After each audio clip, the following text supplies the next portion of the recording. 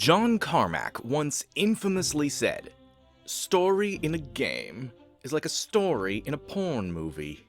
It's expected to be there, but it's not that important." And this quote has gotten way out of hand. There's long been this assumption that just because the lead programmer of Doom used to be dismissive of video game stories in general in the 90s, that meant no one at id Software, Doom's developer, had any interest whatsoever in telling a story. This is simply untrue.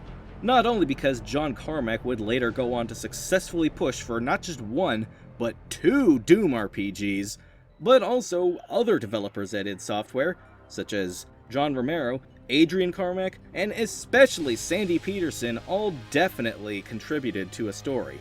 Due to the limitations of 1993, they had to handle it in more of a fractured sort of manner, ahead of the curve on contemporaries such as Metroid Prime and Bionicle. Plus, if you want to include John Romero's own Episode 5 mod known as Sigil, which contains things such as Shale, Abaddon, and even the Baphomet, then feel free to go right on ahead.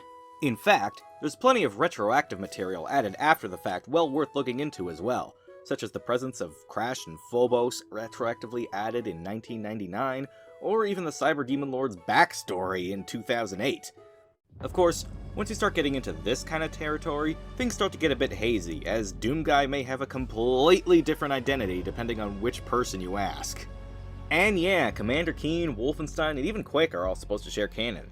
Who would have guessed that the child who defeated evil vegetables across the galaxy, the dude who killed Mecha Hitler, and mining across eldritch landscapes would have all shared continuity? But I think I've made my point clear. The people of id Software have fleshed out some pretty intriguing stories capturing the imagination, and I think that deserves some recognition and appreciation.